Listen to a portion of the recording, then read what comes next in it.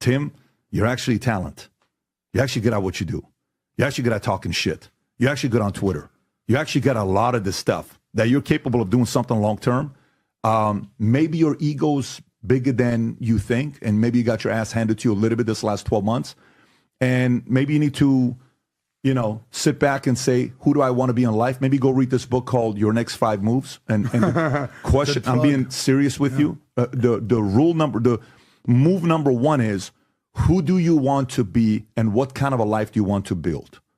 Most people screw up life because they think they're Trump. They think they're Rogan. They think they're Ted Turner. They think they're Steve Jobs. They think they're Elon Musk. And most of the time, you're not. You're Tim Pool. If you can find what the best positioning for Tim Pool is, you need to stay in this game because you're actually very capable. And the market benefits from you being here. Sometimes you think everybody spends the entire day thinking about you screwing up and all this stuff. People have a life that moved on. No one gives a shit. Maybe they'll talk shit about you for a week. Maybe it lasts a month. They're moving on.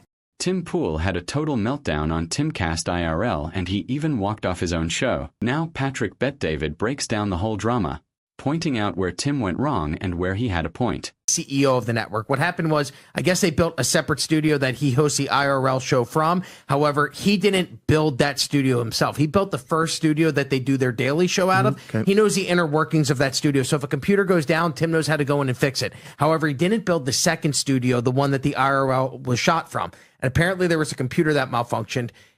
He had to switch studios at the last minute. And what he was saying is that, hey, I have people on my staff who are not putting in 100%. They're putting in 90%. And I cannot make this company grow as both the host and as the CEO of the company. There needs to be people that take this vision and run with it just besides me.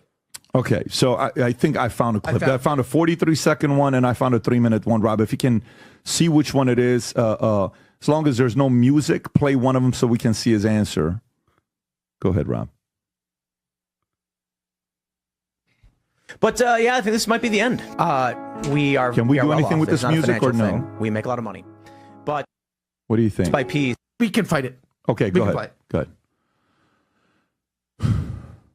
Sounds like an Adele structure song. Becomes bigger and bigger and bigger until it becomes impossible to manage. You know, I'm not. I would never call out anybody personally. Pick this up. This is an Adele song. Go back and play the other one, which isn't, and I think he posted it.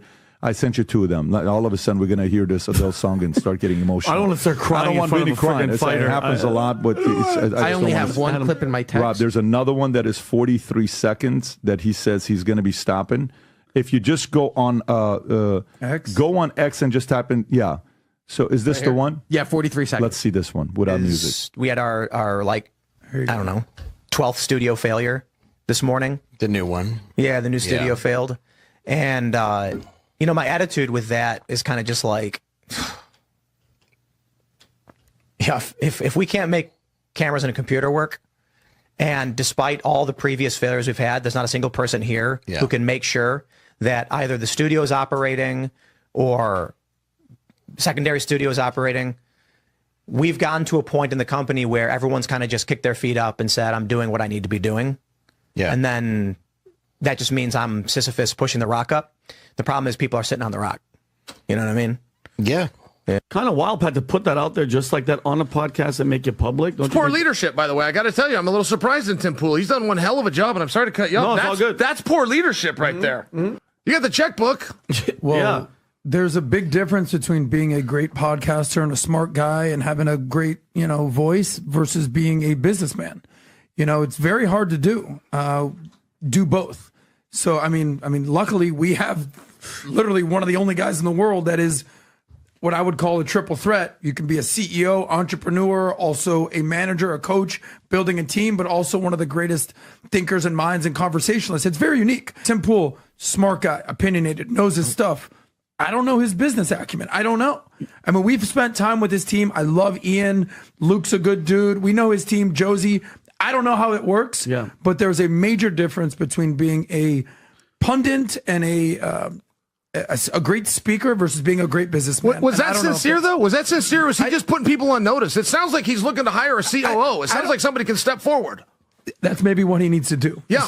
Bring a businessman in, much like the Ben Shapiro brought in Jeremy Boring type of thing. It's a unique situation. But what do you, chill, but to do it publicly like that, like now if you think those people are 90%, those people right now are down to 60%.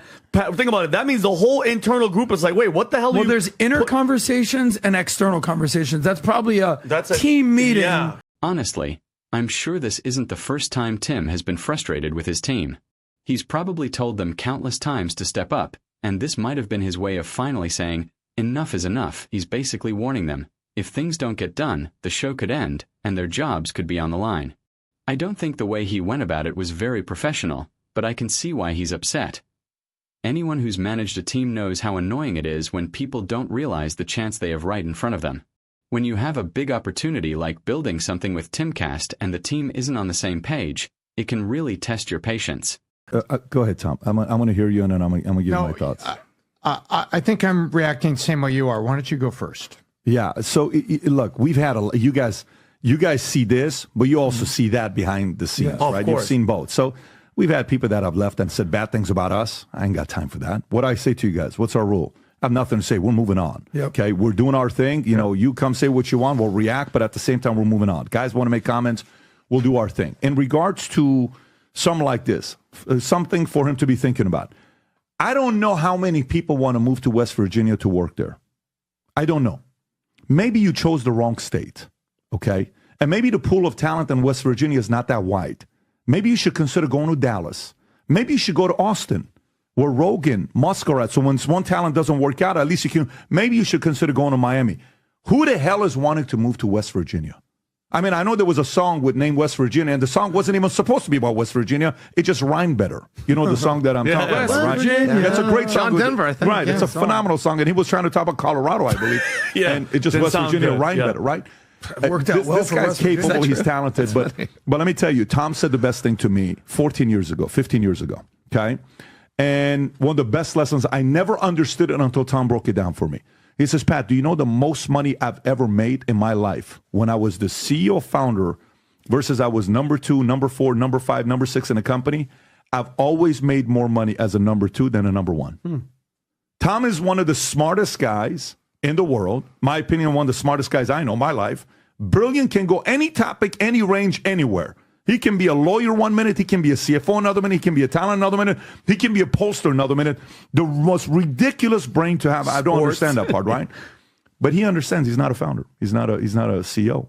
If you want to scale a business, he's going to make more money on the other way around. Tim may be needing to look at where to go. Maybe, you know, I hope he hasn't ruined a lot of relationships where people would be willing to entertain him to go in different companies. You can find places to go. And the last thing I will say about this is the following. Marriage is hard, okay? It's hard, very hard. A lot of them don't work out. If it doesn't work out, it typically takes 2 to tangle, right? It's not one person that screwed it up. Everybody wants to always blame the man first. And then 6 months later, like, oh, okay, so it's her. And you're like, no, it's probably both of you guys. Cool, listen, none of my business. Listen, bro, all good. Whatever you need, I'm here. Man, I wish you guys the best. Let me know how I can help as a brother, as a friend. Cool. Well, it's not pretty. Kids pay price. All that stuff happens. Running a business is hard. Being a talent is hard. Don't forget what happened a month ago. The accusations about Russia. The accusations about $100,000 per episode and all this other stuff. So all of this pressure could also be hitting you at the same time that you almost need something to say, let me effing take a break from all of this BS. You have to understand the limelight isn't for everybody. I'm talking to Kevin McCarthy. He was here on the podcast, I don't know, 2 weeks ago, right? And we had a very interesting conversation with him. I thought it was going to be an hour podcast, ended up being 2.5 hours. I couldn't believe some of the stuff I learned about the guy. And then we're talking about different candidates. We're walking aside, I'm not going to give the names. And he says, that person that you think is going to run for office in 2028, I don't think it's going to happen. I said, tell me why. He says, because he's not battle tested. I said, tell me what you mean by battle tested. He says, you think that person can handle them talking about the personal life and all the shit that he's done in the past? You don't know that. Most of these people hide from that kind of stuff. They can't handle that kind of stuff. This is very, very hard. He said, Trump is battle tested. These guys are battle tested. Most of these guys are not battle tested. This is not an easy game. So for me, seeing him go through this, if there's any feedback I can give him, Tim, you're actually talent. You're actually good at what you do. You're actually good at talking shit. You're actually good on Twitter. You actually got a lot of this stuff that you're capable of doing something long term. Maybe your ego's bigger than you think, and maybe you got your ass handed to you a little bit this last 12 months. And maybe you need to, sit back and say, who do I want to be in life? Maybe go read this book called Your Next 5 Moves and question. I'm being serious with you. The move number 1 is, who do you want to be and what kind of a life do you want to build? Most people screw up life because they think they're Trump. They think they're Rogan. They think they're Ted Turner. They think they're Steve Jobs. They think they're Elon Musk. And most of the time, you're not. You're Tim Pool. If you can find what the best positioning for Tim Pool is, you need to stay in this game because you're actually very capable. And the market benefits from you being here. And by the way, sometimes you think everybody spends the entire day thinking about you screwing up and all this stuff. People have a life that moved on. No one gives a shit. Maybe they'll talk shit about you for a week. Maybe it lasts a month. They're moving on. I totally agree with what Patrick Bet-David said about how tough it is being in the public eye. That's one reason I don't show my face much on this channel. I've debated it a lot because, not showing your face can slow your growth. You don't get the same connection with your audience as people who are visible.